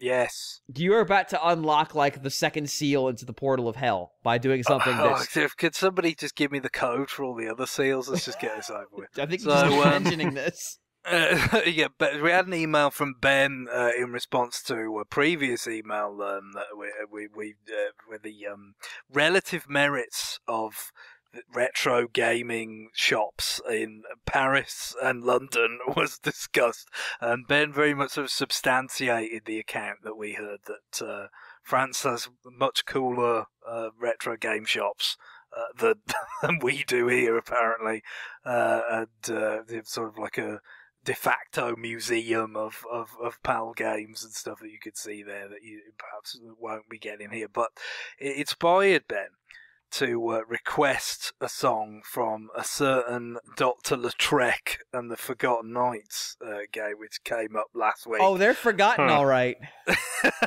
So, yeah, which was, Ben describes it as the game that looked like a clone of Layton, but wasn't.